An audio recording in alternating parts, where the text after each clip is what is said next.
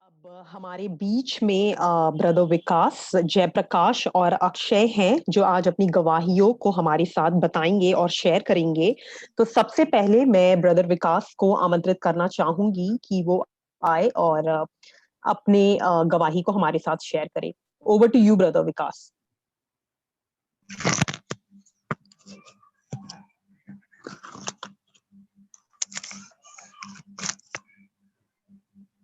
Hello, जय मसीह की सबको। जय मसीह की ब्रदर, आप अपना वीडियो ऑन कर सकते हैं। Okay okay.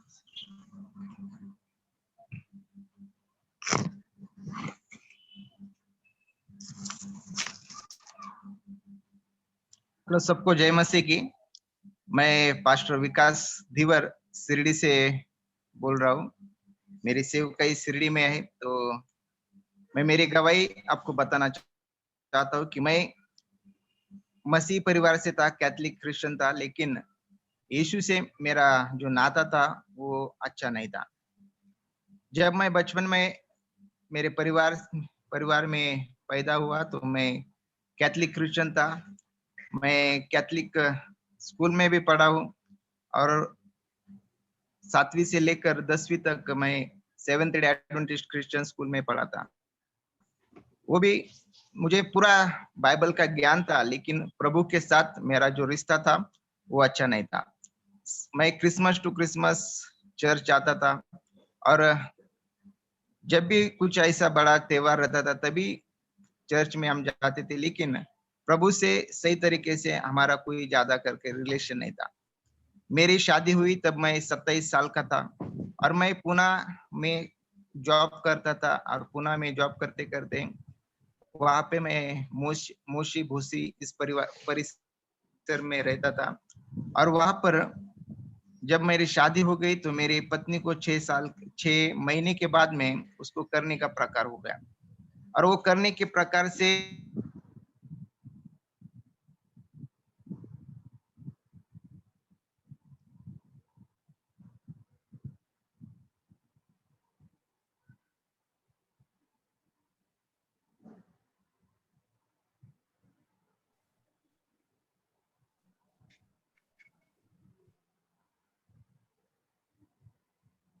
हेलो।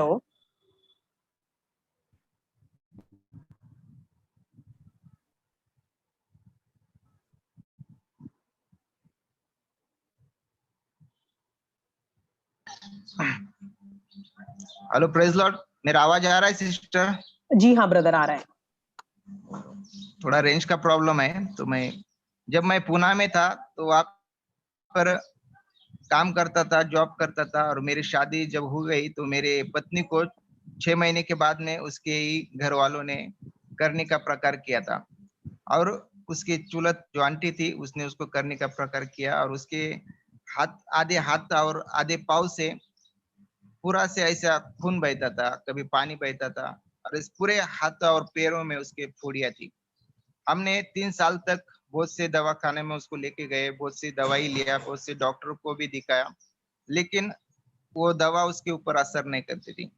और मेरे पास एक मेरा टेलर था और टेलर ने उसने बताया कि आप दापोड़ी पुणे में एक बड़ा चर्च है, वहां पर अगर आप जाओगे तो परमेश्वर आपको चंगाई देगा। क्योंकि वो भी वहां पे चर्च में जाता था, तो मैंने भी उसका सुनकर मेरे पत्नी को दापोड़ी चर्च में लेके गया।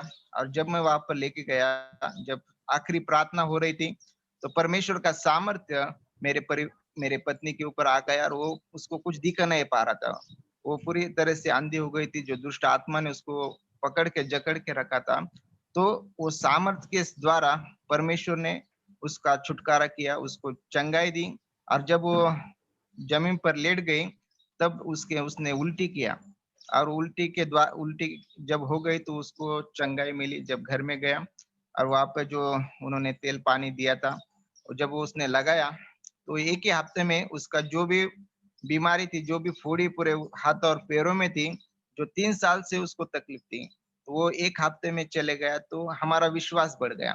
और जब हम विश्वास बढ़ गया तो हम उस चर्च में जाने लगे और वहाँ पे जाते-जाते परमेश्वर ने हमें पकड़ लिया। और जब चर्च में गए तो परमेश्वर का वचन क्या ही हमको समझ में आ गया, परमेश्वर का सामर्थ का अनुभव हमने लिया।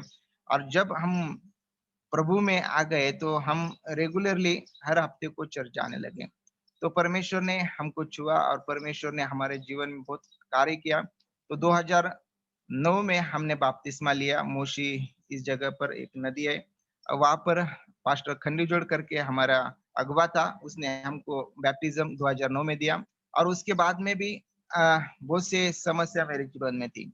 लेकिन मैं प्रभु में आने से पहला मैं पूरी तरह से जगी रीति से जी रहा था। मेरा जो पिछला जो जीवन था, मैं शराब में बहुत से शराबी था, बहुत हर तरह की मुझे आदत थी, तंबाकू, सिगरेट, बीड़ी, ऐसा हर तरह की अ, आदतों में मैं फँसा हुआ था। शैतान की पूरे तरीके से शैतान का जाल मेरे ऊपर था। लेकिन जब परमेश्वर का सामर्थ्य हमारे परिवार पे आ गया, तो परमेश्वर ने हमको उस पूरी तरह से बंधन से आज़ाद किया। जब मेरा बैप्टिज़्म हो गया, उसके बाद भी मैं कभी-कभी शराब पीता था, तंबाकू भी खाता था, लेकिन पूरी तरह से मैं प्रभु में नहीं था।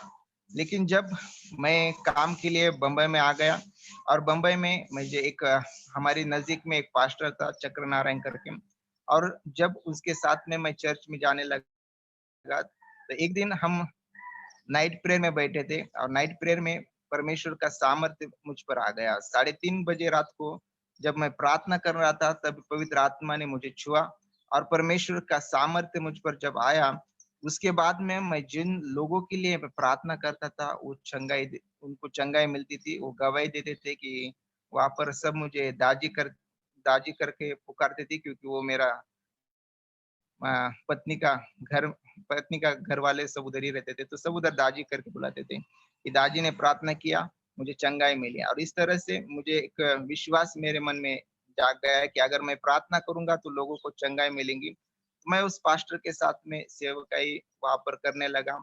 1 साल मैं रमाबाई नगर घाटकों पर इस एरिया में 1 साल सेवा किया और परमेश्वर ने मुझे वहाँ से पूना लेके गए। पूना में जब मैं गया, तो मेरा कोई बाइबल कॉलेज नहीं हुआ था और बहुत सी समस्या थी। लेकिन जब मैं क्रिश्चियन स्कूल में पढ़ा था, तो मुझे बाइबल का पूरा ज्ञान था, क्योंकि सेवेंथ डे एडवेंटिस्ट में मैं 7 साल बोर्डिंग में था और पहला ही सब्जेक्ट मुझे बाइबल था। तो बाइबल का वचन का ज्ञान था, लेकिन परमेश्वर का सामर्थ्य का अनुभव मुझ पे नहीं था। लेकिन जब परमेश्वर का सामर्थ्य मुझ पर आ गया, परमेश्वर के आत्मा ने मुझे भरा, जब मैं भर गया, तब से जब मैं सेवा चालू किया, तो जहाँ पे भी मैं जाता था, परमेश्वर वहाँ पर अद्भुत कार्य करता था। जब मैं बम्बई से पुणे गया, वहाँ पर 1 साल मैं मोशी, भूसरी, निगड़ी इस परिसर में सेवा किया और वहाँ पर सेवा करते-करते बहुत से लोगों को चंगाई मिली। वहाँ पर सब यूपी, बिहार के भैया लोग थे और दुष्ट आत्मा से पीड़ित थे, लेकिन जब प्रार्थना किया, परमेश्वर ने उनको छुआ और बहुत सा ग्रुप वहाँ पर प्रार्थना का हो गया था। लेकिन परमेश्वर ने मुझे फिर से दर्शन दिया कि तुझे शहरी भागों में सेवकाई नहीं, तो विलेजेस में जाकर आपको सेवकाई करना है। तो परमेश्वर ने मुझे विलेजेस का दर्शन दिया और मैं हर हफ्ते पुणे से शिरडी परिसर में 2 दिन आता था, सैटरडे और संडे। और जब नया-नया कोई विश्वास नहीं करता था, सब पहचान के थे। लेकिन जब परमेश्वर का कार्य होने लगा, तो परमेश्वर ने कुछ ऐसे अद्भुत कार्य किए। कुछ एचआईवी पेशेंट्स थे, ये जो लास्ट स्टेप लास्ट स्टेप पे थे, लेकिन परमेश्वर के सामर्थ्य से उनको चंगाई मिली। कोई किडनी फेल थे, किसी का किडनी फेल था, परमेश्वर का सामर्थ्य उन पर आ गया और परमेश्वर ने उनको जीवन दान दिया। हॉस्पिटल से निकाले गए लोग थे, जब का शिरडी के आसपास के गाँव में बढ़ता गया और जैसा-जैसा परमेश्वर का परमेश्वर मुझे चलाता रहा, तो अद्भुत रीति से 3 साल मैं पैदल सेवा किया, क्योंकि मेरे पास कोई भी मोटरसाइकिल नहीं थी, साइकिल नहीं थी। और एक दिन ऐसा हो गया कि मुझे ऐसा हो गया कि परमेश्वर, मैं ऐसे ही मन में सोचता रहा कि परमेश्वर तो इतना कार्य कर रहा है, लेकिन मेरे को क्या मिलेगा? लोगों को चंगाई मिली, लोगों को बहुत छुटकारा मिला, बंधन से आज़ाद हो गए। लेकिन मैं तो पैदल ही चल रहा हूँ 3 साल से। तो मैं प्रार्थना की कि प्रभु ये काम मुझे करना नहीं है, और विश्वास में मैं थोड़ा-सा कमज़ोर हो गया कि परमेश्वर मेरी प्रार्थना नहीं सुनता है। मेरी प्रार्थना से लोगों को चंगाई मिलती है, लेकिन मुझे कुछ नहीं मिल रहा है, क्योंकि मैं किसी से दान भी नहीं लेता था। वहाँ पर पुणे में एक ब्रदर मुझे ₹500 देता था, और उस ₹500 लेकर मैं शिरडी में आकर सेवकाई कर कर वापस 2 दिन के बाद चला जाता था। लेकिन परमेश्वर ने फिर से मुझे बताया कि तू सेवा छोड़कर क्या करेगा? अगर सेवा में रहेगा तो परमेश्वर तुझे ऊँचा उठाएगा। और निश्चित मैं 2-3 महीना सेवकाई छोड़ने की इसमें था, लेकिन परमेश्वर ने फिर से मुझे दर्शन दिया कि तुझे मेरे लिए काम करना है। और जब मैं खड़ा हो गया, तो परमेश्वर ने बहुत अद्भुत रीति से चलाने लगा। फिर मैं पुणे का पूरा जो भी काम था वो बंद किया, और मैं शिरडी के नज़दीक एक वाल्की करके गाँव है, वहाँ पर मैं सेवा कार्य करने लगा। 2011 से जब मैं सेवकाई चालू किया, तो 2012 में मैं शिरडी में आ गया, और शिरडी में आने के बाद में आज 6-7 साल हो गए कि परमेश्वर इस शिरडी के आसपास के लगभग 20 गाँव में हमारे सेवकाई चालू है, और 20 गाँव में सेवकाई करते हुए परमेश्वर अद्भुत कार्य कर रहा है। बहुत से लोगों को चंगाई मिली, आज़ादी मिली, और दूर-दूर से भी लोग चर्च को आते हैं। लगभग ये 6 साल में मैंने 100 से अधिक लोगों को बैप्टिज़्म दिया है। और अभी भी कुछ लोग हैं जो बैप्टिज्म देना चाहते हैं। हम अ, हर महीने में, हर 2-3 महीने में लोगों को बैप्टिज्म देते हैं, और परमेश्वर इस शिरडी के आसपास के खेड़े गाँव में मुझे बहुत ही अद्भुत रीति से चला रहा है, इसलिए मैं परमेश्वर का धन्यवाद करता हूँ। जो भी मुझे समस्या थी, जब मैं परमेश्वर की प्रार्थना किया, तो मुझे गाड़ी नहीं थी, लेकिन परमेश्वर ने एक परिवार में जब मैं गया तो दुष्ट आत्मा का केस था। तो उसकी औरत को इतना भयानक केस था कि उसने उसके वजन के जितना पैसा खर्च किया था हॉस्पिटल में, बाबाओं के पीछे, बहुत से लोगों के पास जाकर वो पैसा देता था। लेकिन जब मैं गया, परमेश्वर ने उसको छुटकारा दिया, और उस परिवार ने मुझे एक नया मोटरसाइकिल लेके दिया। और जब से मोटरसाइकिल मिला, लगभग अभी 3 साल हो गए। ये 3 साल में परमेश्वर ने बहुत से लोगों के जीवन में कार्य किया। बहुत से हिंदू परिवार प्रभु में आ गए हैं, और अभी भी परमेश्वर अद्भुत रीति से चला रहा है, इसलिए मैं परमेश्वर को धन्यवाद देता हूँ। मुझे 8 साल हो गए कि मैं सेवकाई में हूँ, और इंडिपेंडेंट एक वाल्की में हमने एक चर्च भी बना है। मैं ट्रुथ मिशन के साथ अभी 2 साल से जॉइंट हूँ, और परमेश्वर मेरा अच्छी तरह से इस्तेमाल कर रहा है, इसलिए मैं परमेश्वर का धन्यवाद करता हूँ कि आज इस शिरडी के परिसर में जो आज भारत का सबसे अंधकारमय स्थान है, और इस स्थान में परमेश्वर मुझे चला रहा है, इसलिए मैं परमेश्वर का धन्यवाद करता हूँ। परमेश्वर ने, मैं कुछ भी काम का नहीं था, लेकिन मुझे कुछ तो एक काम दिया, और परमेश्वर मुझे एक इस्तेमाल कर रहा है, इसलिए मैं परमेश्वर का धन्यवाद करता हूँ। सबको जय मसीह। थैंक यू ब्रदर विकास, अपनी गवाही को इतने सुंदर और संक्षेप रूप में हमारे साथ बांटने के लिए। अब मैं हमारे बीच में जयप्रकाश है, उनसे रिक्वेस्ट करूंगी कि वो अपनी गवाही हमारे साथ बांटे। Over to you Jayprakash. आवाज आ रही है? जयप्रकाश, आवाज आ रही है। आपसे रिक्वेस्ट है कि आप अपना वीडियो भी ऑन कर लीजिए।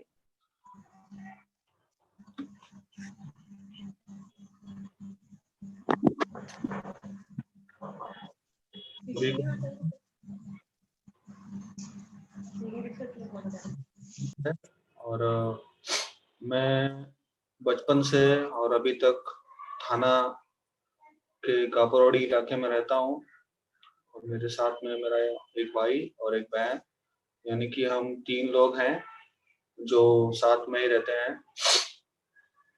और मैं एक हिंदू परिवार से था, और सन 2000 में मेरे पिताजी एक्सपायर हो गए थे, और उसके 4 साल बाद 2004 में मेरी मम्मी भी एक्सपायर हो गई थी, और सारा बोझ मेरे कंधों पर आ गया था। घर का खर्च, भाई बहन की पढ़ाई, और भी जो तमाम जरूरतें हैं उन्हें पूरा करने के लिए मैं ही जिम्मेदार था। और मैं काफी संघर्ष किया अपने जीवन में। और उस समय सन 2002 की बात है, जब मम्मी काफी बीमार पड़ी और हमें सहायता करने वाला कोई नहीं था।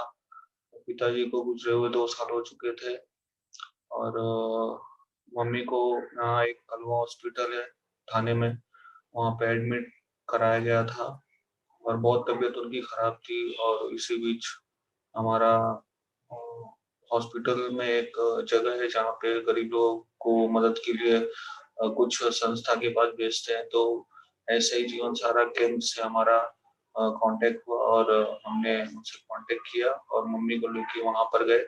और उस समय डॉक्टर शिवा वो संस्था को चलाती थी।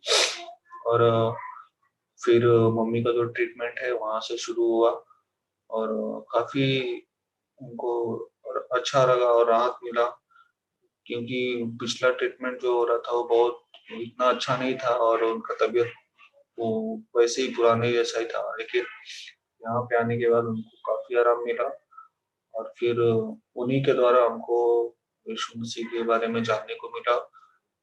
फिर उसके बाद हम उनके संपर्क में आए और ऐसे धीरे करके हम यीशु मसीह को जानते गए। लेकिन इसी बीच 2004 को मम्मी का देहांत हो गया और हमें और हमारे परिवार को बहुत अच्छे रीति से संभाला।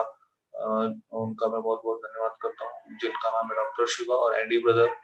उनका और उनके चर्च के द्वारा उनको सहायता मिली। लेकिन फिर भी नाम जानते हुए भी हमने यीशु पे विश्वास नहीं किया था, क्योंकि हम नए नए थे और हमको पता नहीं था कि यीशु कौन है।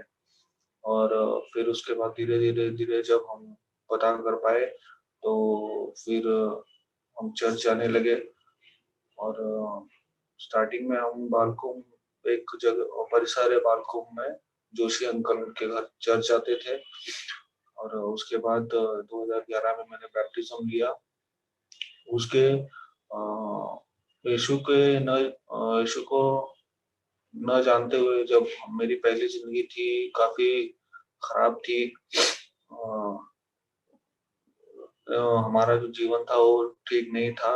लेकिन जब यीशु को जाने तो हमें पता चला कि हमको अपना जीवन कैसे व्यतीत करना है। तो इसलिए ऐसे जानते हुए हमने 2011 में बैप्टिज्म लिया। और उसके बाद फिर हमारा जो चर्च था वो थाना समता नगर, वहाँ हम जाते हैं अब। सिर्फ मेरे घर में मेरा ही बैप्टिज्म हुआ है, बहन और भाई का नहीं हुआ है। तो लेकिन जो यीशु के पहले हमारा जीवन था बहुत ही दुखदायी था एकदम। बहुत संघर्ष करना पड़ा जीवन में, लेकिन प्रभु ने वहां से निकाल कर अभी यहाँ तक हमको ले आए हैं। उनका बहुत बहुत धन्यवाद। और आप भाई बहनों से प्रार्थना करता हूँ कि आप हमारे परिवार के लिए प्रार्थना करना कि जैसे मैं प्रभु में आया वैसे हमारे भाई और बहन भी आ जाए। इसीलिए मैं आपसे विनती करता हूँ कि आप प्रार्थना कीजिए। और दूसरी एक बात है कि प्रभु में आने के बाद भी हमारा जीवन ठीक नहीं चलता है कभी कभी। जैसे भाई विकास ने भी अपना जो गवाही वो शेयर किया कि कितना उसके बाद भी शैतान हमको परखता है। तो इसी प्रकार से प्रभु में आने के बाद भी ऐसा नहीं है कि जिंदगी एकदम सही हो जाता है या हमको कुछ तकलीफ नहीं होता है। काफी तकलीफ होता है बाद में। और उसी क्षण शैतान चाहता है कि हम अपने विश्वास से दूर जाए। ऐसी बहुत सारी तकलीफें जीवन में आती है जिसका हम अंदाजा भी नहीं लगा सकते हैं। लेकिन जो विश्वास है वो प्रभु में दृढ़ होना चाहिए। नहीं तो वचन में लिखा है कि शैतान फाड़ खाने वाला है अगर हमारा विश्वास पक्का नहीं है। तो मैं बहुत बहुत धन्यवाद देता हूँ कि मैं आपसे संक्षिप्त में अपने जीवन की गवाही को बता सका। और धन्यवाद, आपने मेरी गवाही सुनी। थैंक यू जयप्रकाश अपनी गवाही को बताने के लिए। अब हमारे बीच में ब्रदर अक्षय है, जिनसे मैं रिक्वेस्ट करूंगी कि वो अपनी गवाही को हमारे साथ बांटे। परमेश्वर को नाम को धन्यवाद देता हूँ कि परमेश्वर ने ये अवसर दिया। मैं ख्रिस्ती परिवार से हूँ, मेरे पापा खुद पास्टरी सेवकाई करते हैं, पर परमेश्वर के सामर्थ का अनुभव मुझे नहीं था। तो हमारे गांव में जो मैंने बताया पहले कि जो चर्च था वो हर बार वो काम शुरू करते थे और फिर से वो बंद हो जाता था। 2 बार ऐसा हुआ, करीब 20 साल चर्च का काम अधूरा रहा। इस बात से मैं बहुत चिंतित था और एक बार हम 3 दोस्त सुबह मॉर्निंग वॉक के लिए गए थे। तो ऐसे हमने डिस्कस किया चर्च के बारे में कि हमारे गांव में चर्च नहीं है, कोई पास्टर नहीं है, सेवकाई नहीं होती। तो हमने मिलकर एक ठान लिया कि हम क्या करेंगे और चर्च का काम शुरू करेंगे। और जबकि लोगों ने जब भी काम शुरू किया था, वो काम उन लोगों ने प्रार्थना पूर्वक नहीं किया था। वो क्या करते थे कि ठान लेते थे हम करेंगे, पैसा डालेंगे उसमें और कर लेंगे, ऐसे वो करते थे। पर हमने ठान लिया कि हम परमेश्वर से बातचीत करेंगे, परमेश्वर से प्रार्थना करेंगे और फिर चर्च का काम शुरू करेंगे। तो मैं उस दिन से 3-3 दिन के उपवास करता था। बुधवार, गुरुवार, शुक्रवार में हर हफ्ते 3 दिन उपवास करता था। प्रार्थना करता था परमेश्वर से कि परमेश्वर मुझे सहायता करे इस चर्च के काम के लिए।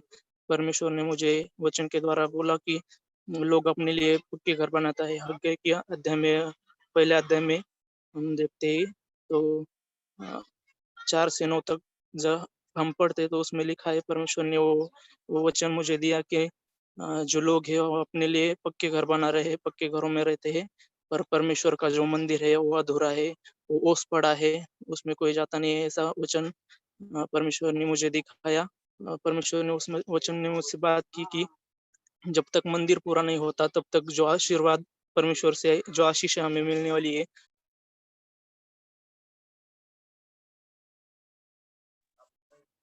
और हर बार मैं प्रार्थना करता था, जब भी मैं उपवास करता तो परमेश्वर मेरे गांव के जो जैसे जी रहे हैं, जिस हालात में जी रहे हैं, जिस प्रॉब्लम में वो है, वो सब चीजें परमेश्वर मुझे वचन के द्वारा बताते थे। तो मैं प्रार्थना पूर्वक मैंने वो चर्च शुरू किया। हम 8-10 लड़के मिलकर चर्च में प्रार्थना करते थे उस जगह पे जहाँ पे बहुत झाड़ियाँ उग गई थी, काटेरी झाड़ियाँ उग गई थी। वो सब हमने हटा दिया, साफ सफाई की वहाँ पे। और हमने सब मिलकर 8-10 लड़के मिलकर वहाँ पे रोज शुक्रवार और रविवार मिलकर हम रात को प्रेयर करते थे। ऐसे ही प्रेयर करते करते परमेश्वर ने मुझे वचन दिया कि वो मेरी प्रार्थना सुन ली है और वचन हमें चर्च का काम शुरू किया करना है। तो मैंने हमारे जो मामा बाबा है, पापा है, उनसे बात की कि चर्च के बारे में। तो हमने प्रार्थना पूर्वक उस चर्च का बांधकाम शुरू किया। परमेश्वर के नाम को धन्यवाद देता हूँ कि परमेश्वर ने वो जो काम है वो परिपूर्ण हो गया। मैं तब से मेरा परमेश्वर पे विश्वास हो गया कि जब भी मैं कुछ भी किसी भी चीज़ के लिए प्रार्थना करता हूँ, परमेश्वर उस चीज़ का, मेरे क्वेश्चन का आंसर मुझे देते हैं वचन के द्वारा।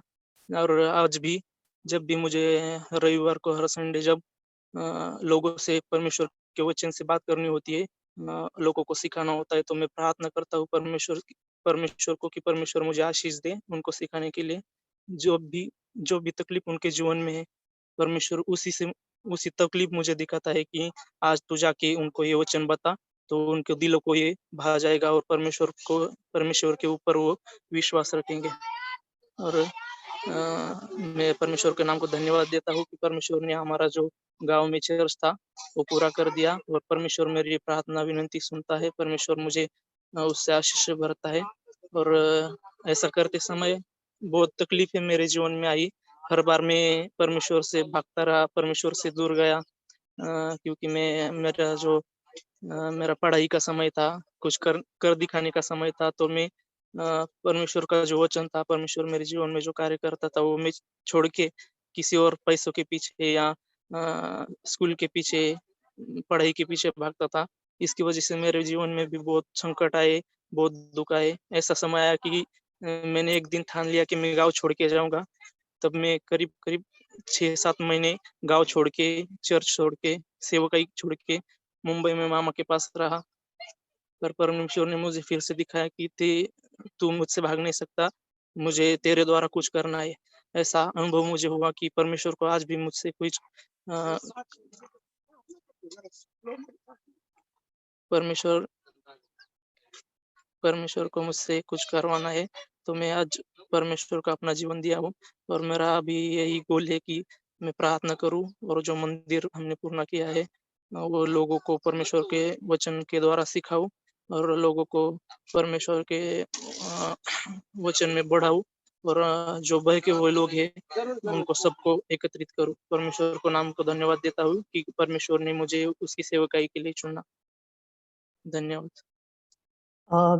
Thank you brother Akshay. और अब मैं रिक्वेस्ट करूंगी हमारे आज के तीनों स्पीकर्स से, स्पेशली ब्रदर विकास और जयप्रकाश से, कि वो अपने वीडियोस ऑन करें, और ब्रदर अक्षय से भी कि आप वहां रहे, वीडियो ऑन करने की जरूरत नहीं है। और हम आपसे कुछ प्रश्न पूछना चाहते हैं जो हम हर टेस्टिमनी शेयरिंग, गवाही बताने के सेशन में पूछते हैं अपने स्पीकर्स से। सो मैं रिक्वेस्ट करूंगी ब्रदर विकास और जयप्रकाश से कि वो अपने वीडियोस ऑन करे, और ब्रदर अक्षय से भी कि वो यहाँ पर रहे और हमारे प्रश्न का उत्तर दे।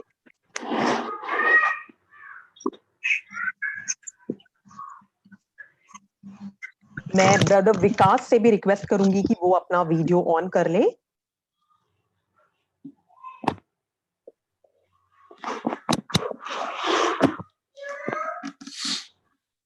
और जो हमारा पहला प्रश्न है आज के हमारे स्पीकर्स के लिए, जो हम हर टेस्टिमनी शेयरिंग, गवाही बताने के सेशन में अपने स्पीकर्स से पूछते हैं कि आपका फेवरेट बाइबल वर्स क्या है, आपका बाइबल में से फेवरेट वचन क्या है, और क्यों वो आपका फेवरेट वचन है। आप में से कोई भी पहले उत्तर दे सकता है। मेरा फेवरेट वचन है यूहन्ना 3:16, कि उस वचन से परमेश्वर ने मुझे छुआ और उस वचन के द्वारा परमेश्वर ने मेरे जीवन में बहुत कुछ आशीषें लाई। आप थोड़ा हमें बताना चाहेंगे कैसे परमेश्वर ने छुआ और कैसे परमेश्वर ने आशीष लाई उस वचन के द्वारा ब्रदर? क्योंकि जब मैं प्रभु में नहीं था तो मेरा जीवन पूरा जैविक रीति से अंधकार में चल रहा था। जब मैं प्रभु में नहीं था तो मैं शराब पीता था, मुझे पूरी तरह से बुरी आदतें थी। लेकिन जब परमेश्वर का वचन मुझ में आ गया कि जो भी कोई यीशु मसीह पर विश्वास करता है उसका नाश नहीं होता है, तो उसे अच्छा जीवन मिलता है। तो जब वो वचन पास्टर ने मुझे बताया, उस वचन के ऊपर मैं विश्वास किया, और जैसे मैं प्रभु में बढ़ता गया वैसे वैसे परमेश्वर का आशीष मुझ पर और मेरे परिवार पर आते गया। परमेश्वर की शांति और परमेश्वर का आनंद का अनुभव हमने उस वचन के द्वारा हमारे जीवन में आया। Thank you brother. मैं रिक्वेस्ट करूंगी जयप्रकाश और अक्षय से भी कि वो भी अपने फेवरेट वचन के बारे हमें बताएं, और क्यों वो आपका फेवरेट वचन है ये भी बताएं।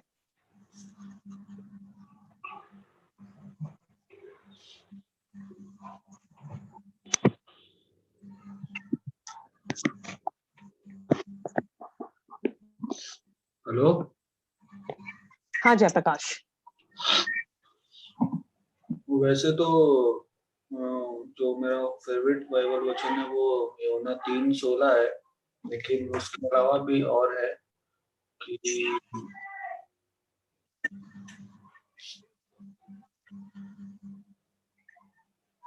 2 कुरिन्थियों उसका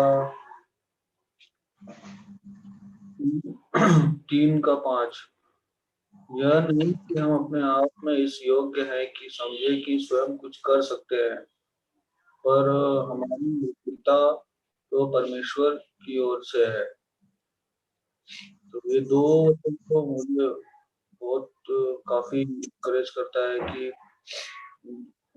इस संसार में बहुत से लोग हैं जो अपनी एबिलिटी पर बहुत विश्वास करते हैं, योग्यता पर बहुत विश्वास करते हैं, लेकिन ये नहीं जानते कि जो मनुष्य में जो योग्यताएं हैं सिर्फ परमेश्वर की ओर से है। बाकी और परमेश्वर अगर चाहे तो कुछ कुछ भी हो सकता है और ना चाहे तो कुछ भी हो सकता है। तो इसलिए ये वचन और यूहन्ना 3:16 ये मुझे बहुत इंकरेजमेंट करता है। Thank you Jayprakash. अब मैं ब्रदर अक्षय से रिक्वेस्ट करूंगी कि वो अपने सबसे फेवरेट वचन के बारे हमें बताए। मेरा सबसे फेवरेट वचन है यूहन्ना 8:32, जिसमें है कि तुम सत्य को जानोगे और सत्य तुम्हें बंधन से मुक्त करेगा। क्योंकि जब तक हम सत्य को नहीं जानते तब तक जिन चीजों में हम फंसे हैं उससे नहीं निकल पाएंगे। और मैं जब भी परमेश्वर का वचन लोगों को सुनाता हूँ या संदेश देता हूँ, तब मैं ये वचन लोगों को बताता हूँ, क्योंकि हम कितना भी लोगों को सिखाए, कितना भी लोगों को बताए, जब तक वो खुद सत्य को जानने की कोशिश नहीं करेंगे तब तक वो बंधन से छुटकारा नहीं पा सकते। तो मेरा फेवरेट वचन वही है कि सत्य तुम जानोगे और सत्य तुम्हें बंधन मुक्त करेगा। Thank you brother Akshay. और ब्रदर तेलदुने, प्रेज द लॉर्ड। हम आपको देख सकते हैं यहाँ से। हाँ, सो जो हमारा दूसरा प्रश्न है वह यह है कि आपका फेवरेट बाइबल कैरेक्टर, यानी कि बाइबल से आपका जो कौन सा ऐसा कैरेक्टर है या कौन सा ऐसा इंडिविजुअल है या व्यक्ति है जो आपको बहुत ज्यादा पसंद है और क्यों? बाइबल में हम जितने भी चरित्र को देखते हैं उसमें आपका फेवरेट चरित्र हेलो कौन सा है, कैरेक्टर कौन सा है और क्यों? हेलो गरी,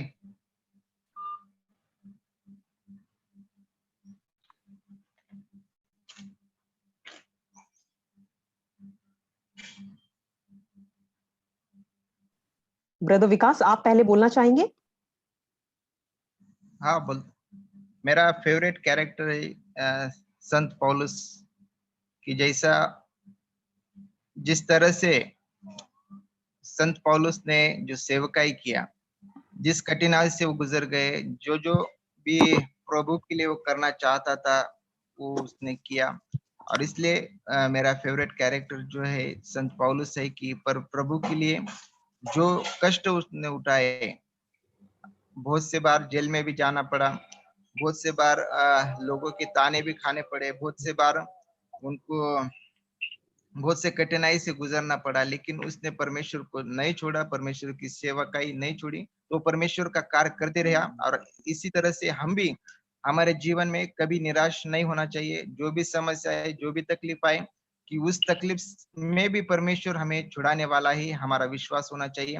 और मैं उस कैरेक्टर को बहुत ही मेरे जीवन में लेता हूँ, क्योंकि मेरे जीवन में भी इसी तरह की बहुत सी तकलीफ आए, बहुत सी समस्या आए, लेकिन हर समस्या में परमेश्वर ने मुझे छुड़ाया और सेवकाई में आगे बढ़ाया। इसलिए मैं संत पौलुस की सेवकाई के द्वारा प्रभावित होता हूँ कि जब भी मैं उसकी सेवकाई देखता हूँ तो मेरी सेवकाई उसके सामने कुछ भी नहीं आती है।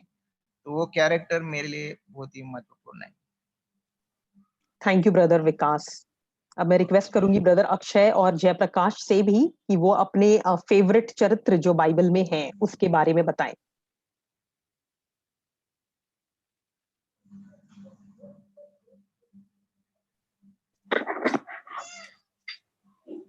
सुन सकते हैं?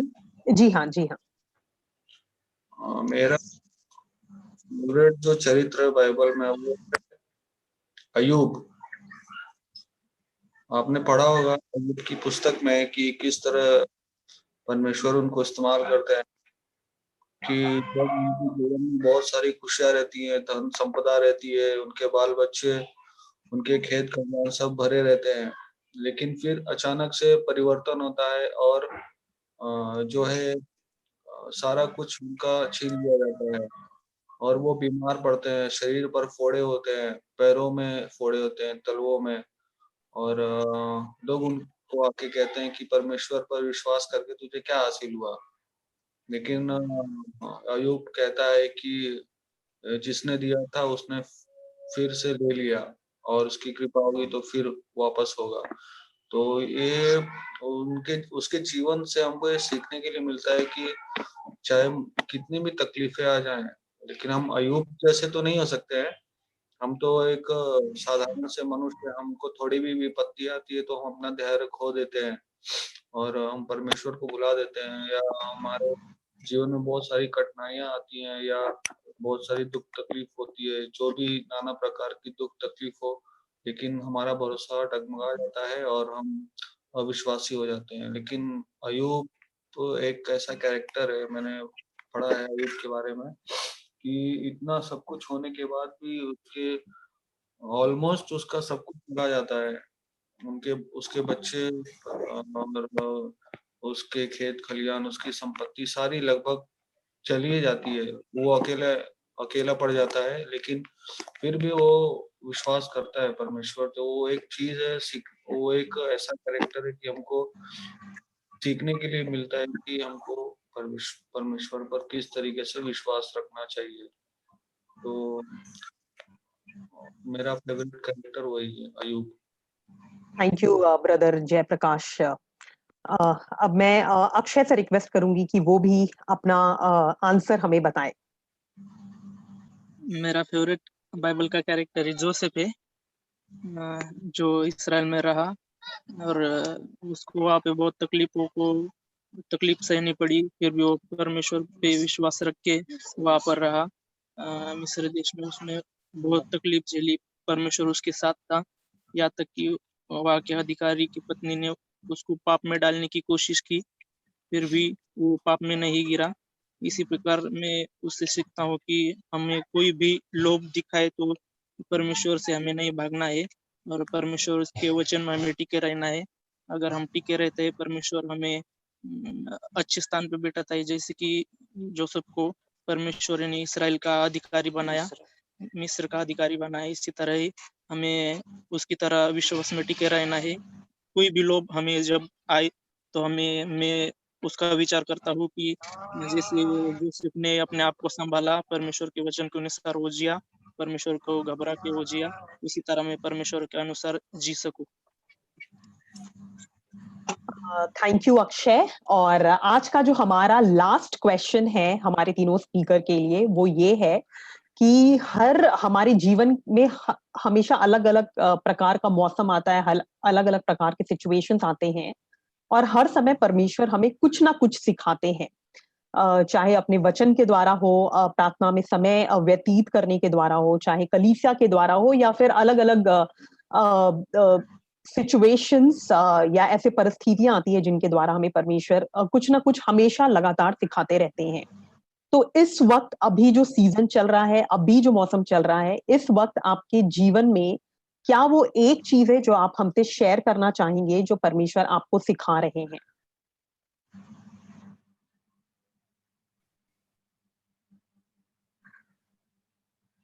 ब्रदर विकास, आप पहले शेयर करना चाहेंगे? मुझे समझा नहीं सिस्टर क्वेश्चन। ब्रदर एक बार मैं फिर से दोहराती हूँ क्वेश्चन कि हर एक समय परमेश्वर का आत्मा अपने वचन के द्वारा, हम जब प्रार्थना करते हैं उसके द्वारा, या कुछ ना कुछ हमें सिखाना चाहता है या सिखाता रहता है। सो इस वक्त परमेश्वर आपको क्या सिखा रहा है? जैसे हमने अपने पिछले स्पीकर्स को जब सुना था, तो एक स्पीकर ने बोला था कि परमेश्वर चाहता है कि हम सेल्फ डिसिप्लिन में और अब आगे बढ़े। परमेश्वर ये मुझे सिखा रहा है कुछ दिन से। एक स्पीकर ने ये बोला था कि परमेश्वर मुझे ये सिखा रहे हैं कि मैं और धीरज धरूं इन दिनों। एक स्पीकर ने ये भी बोला था कि परमेश्वर मुझे ये सिखा रहे हैं कि परमेश्वर से हमें बुद्धि, ज्ञान और समझ मांगना है, और जब मैं ये मांगता हूं तो परमेश्वर ये हमें देते हैं।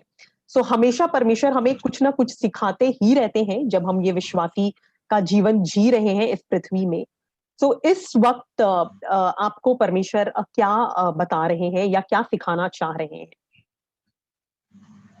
सबसे पहले मैं बताना चाहता हूँ कि जो समय अभी चल रहा है, कोरोना का समय है, और बहुत से लोग कोरोना के डर से भयभीत हुए, नहीं क्या?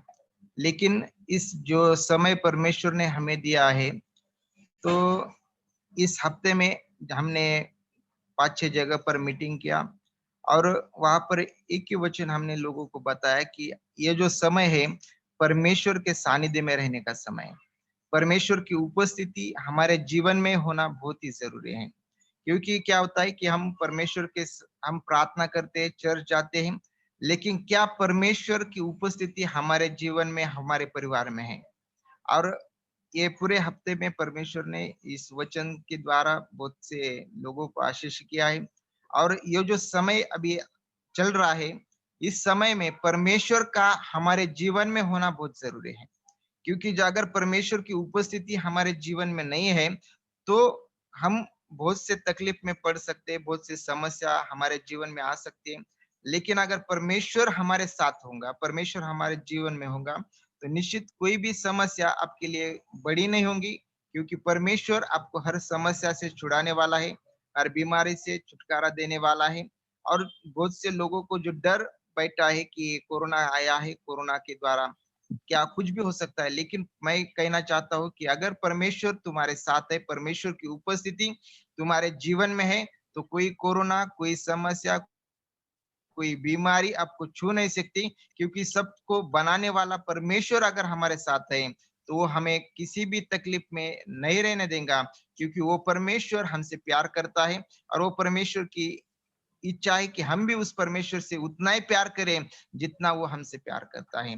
और इसलिए मैं इस पूरे हफ्ते में, हम 2 हफ्ते से लगभग इसी वचन को लेकर लोगों तक पहुंच रहे कि परमेश्वर की उपस्थिति तुम्हारे जीवन में आने दो, परमेश्वर के लिए आपका जीवन खोला करो और वो परमेश्वर को ग्रहण करके परमेश्वर को आपके बाजू में नहीं लेकिन आपके जीवन में रोको, तो परमेश्वर आपको हर तरह से आशीष देगा।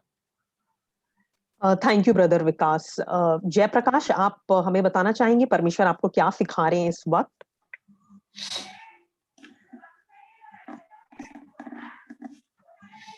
जी, आवाज आ रही है? जी हाँ, आ रही है? आवाज आ रही है जयप्रकाश।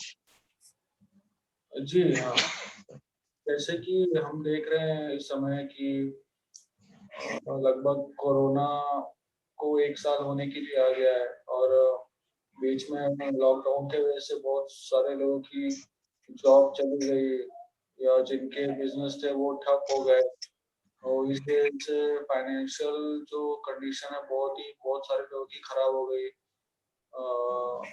मेरा भी स्थिति वैसे ही है कि जो अभी जॉब है वो सिर्फ 15 डेज की है, तो 15 दिन घर पे बैठना पड़ रहा है, लेकिन बाहर कोई जॉब का अपॉर्चुनिटी नहीं है नया जॉब के लिए, और अगर मिल भी रहा है तो काफी सैलरी कम है उसमें।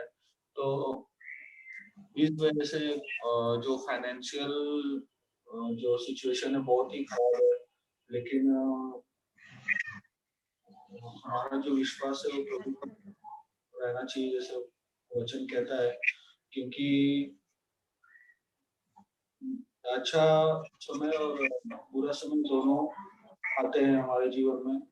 तो अगर बुरा समय में हम अपने विश्वास को खो देंगे तो फिर हम अलग नाना प्रकार के विश्वास में पड़ जाएंगे। तो इसलिए अगर बुरा समय है तो परमेश्वर इसको ठीक करेंगे और नया और अच्छा समय भी लेकर आएंगे, ये हमारा विश्वास है। तो परमेश्वर ये सिखाता है कि उम्मीद नहीं छोड़ना, आगे बढ़ते जा रहे हैं। हम देखते हैं हमारे जीवन में और हमारे जो अगल बगल या हम कभी कभार देखते हैं लोगों को कि अगर हमारे पास घर है पहनने के लिए, बहुत सारे ऐसे लोग हैं जिनके पास वो भी नहीं है, खाने के लिए रोटी नहीं है, क्योंकि हमको सर पर छत भी है और रोटी तो मिल रही है इस समय, तो अभी के लिए तो इतना ही बहुत है। अगर हम ज्यादा के लिए जाएंगे तो नहीं हो पाएगा, और इस समय कंडीशन बहुत खराब है, तो सब उसके ऊपर ही छोड़ना चाहिए और कुछ फायदा नहीं है चिंता करने से, क्योंकि हमारा जो दिन भर का रोटी हमें मिलता है वही हमारे लिए बहुत है। कल की चिंता आप अपने आप कर लेगा। थैंक यू जयप्रकाश, ये हमारे साथ बांटने के लिए। ये काफी ही हमें उत्साह बढ़ाने वाला है। और जैसा ब्रदर विकास ने भी बोला कि परमेश्वर की उपस्थिति होना हमारे बीच में, हमारे परिवार में बहुत जरूरी है। और जैसा आपने भी शेयर किया कि बाहर अगर हम देखें कोरोना के समय में तो बहुत ही निराशाजनक स्थिति है, पर अब जब कठिन समय है तब हमें परमेश्वर को थामे रहना है और निराश नहीं होना है, और जो भी परमेश्वर ने हमें दिया है उसके प्रति धन्यवादी रहना है। सो यही एक सही विश्वासी होने के लिए एक एटीट्यूड है। तो थैंक यू हमारे साथ वो शेयर करने के लिए। मैं अब ब्रदर अक्षय से रिक्वेस्ट करूंगी कि आप शेयर करें हमसे कि परमेश्वर आपको अभी क्या सिखा रहे हैं। जैसे कि ब्रदर ने बताया कि लॉकडाउन के समय में या कोरोना की वजह से हमने बहुत चीजें खोई है। मेरे गलती की वजह से मैंने जो मेरी सेवकाई की थी, मैंने बहुत मैं सेवकाई से दूर आया हूँ। तो परमेश्वर मुझे अभी यही चाहता है कि मैं अपना पूरा मन परमेश्वर की सेवकाई की ओर लगाऊं, और जो कि मैं लोगों को सुवार्ता के द्वारा बताता हूँ, लोगों को एकत्रित करने का काम कर रहा हूँ। तो इस प्रकार मैं अपना पूरा मन आत्मा और सच्चाई से परमेश्वर की सेवा में मेरा पूरा जीवन लगाऊं, यही परमेश्वर मुझसे कहता है। Thank you brother Akshay. और एक बार फिर से मैं ब्रदर विकास, जयप्रकाश और अक्षय को बहुत बहुत धन्यवाद देना चाहती हूँ। सबसे पहले आज अपनी गवाहियों को हमारे साथ बांटने के लिए और हमारे प्रश्नों का भी उत्तर देने के लिए। और मैं विश्वास करती हूँ कि ये सिर्फ मेरे लिए नहीं परंतु हम सब के लिए जो अलग अलग जगहों से जुड़े हुए हैं इस प्लेटफॉर्म में, इस यूथ मीटिंग में, सिर्फ मैं ही नहीं पर हम सब इससे आशीषित हुए हैं। और हमारी प्रार्थना है कि परमेश्वर आप सबको भी आशीष दे और आने वाले दिनों में जिस भी क्षेत्र में आप पाए जाते हैं परमेश्वर की सेवकाई करते हुए, घर संभालते हुए, काम करते हुए, सब में परमेश्वर आप लोगों को आशीष दे और भी ज्यादा अपने नाम की महिमा के लिए इस्तेमाल करे।